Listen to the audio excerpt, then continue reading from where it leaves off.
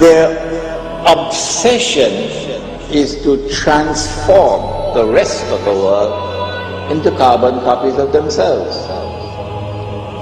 And in order to further this process of transformation of mankind into carbon copies of themselves, they bring to the world something called globalization. The whole world becomes connected. The whole world becomes interconnected.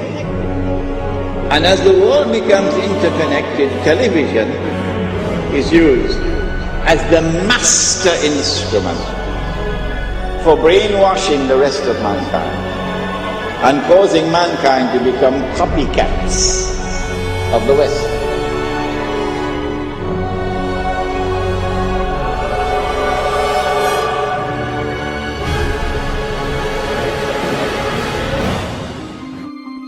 So in a sense, what we're seeing is using branding that is so enmeshed in our culture and in our lives as a way back into our own societies, a way to engage with globalization. Because if you pick up a shoe now, you have the story of globalization in your hand. You have leather that was maybe produced in Argentina, shipped to the Philippines, produced by a Korean subcontractor that went through a Hong Kong broker that was dealing with a company in Oregon.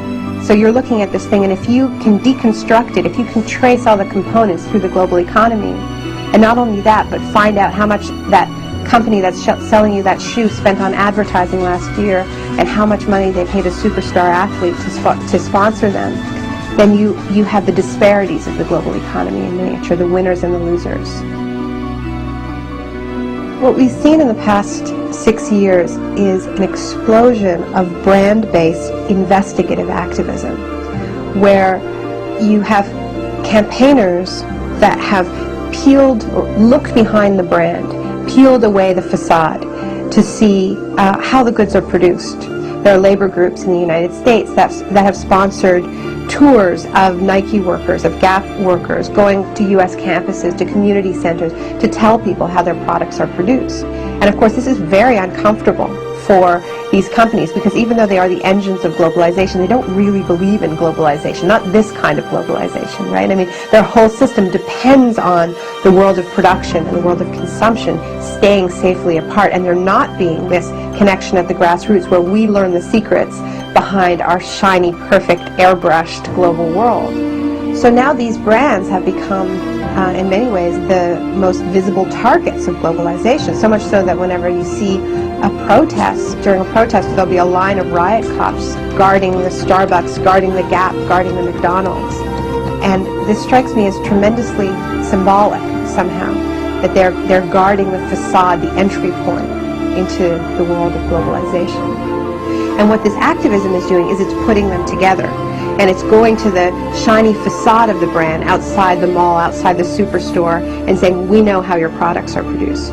That's what these campaigns do. They make globalization real. They say, it's about the food that you eat, it's about the clothes that you wear, it's about the toys you buy your kids.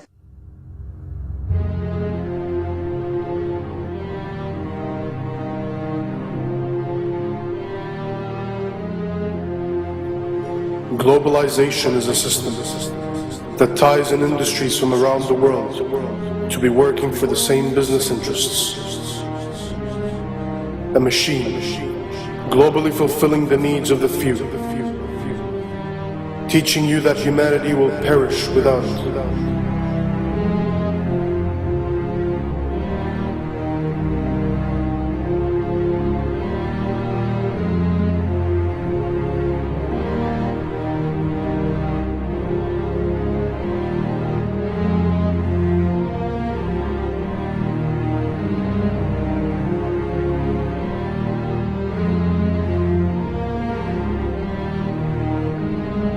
In a globalized world, corporations become living, breathing persons, a modern-day slave master.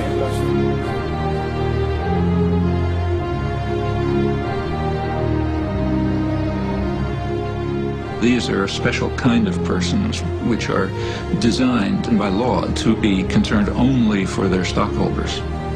and not say what are sometimes called their stakeholders, like the community or the workforce or whatever.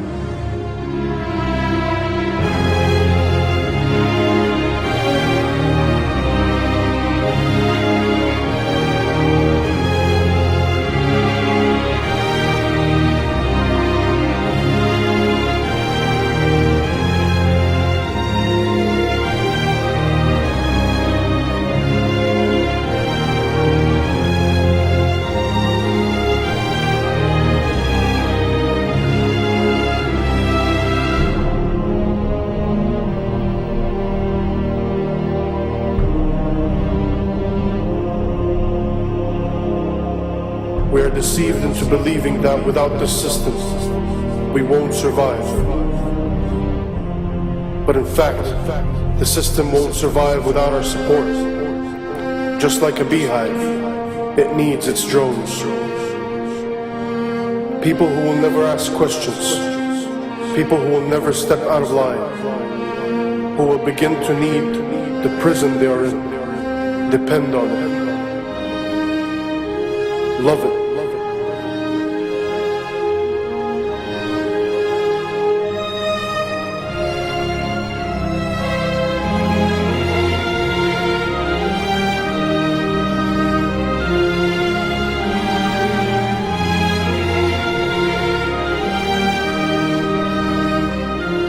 Have we lost our humanity? Have we become the gears of the machine? A machine which only survives by feasting on us, guzzling us up, digesting us, only to excrete out its capital.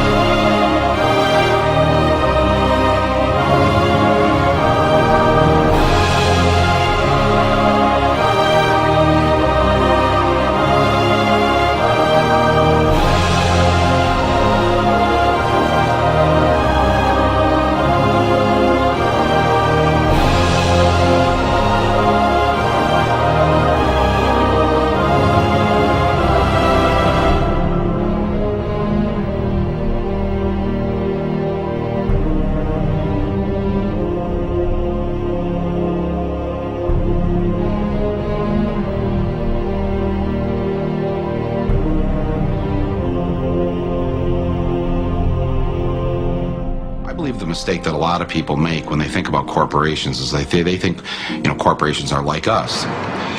General Electric is a kind old man with lots of stories. Nike. Young. Energetic. Microsoft. Aggressive. McDonald's. Young. Outgoing. Monsanto.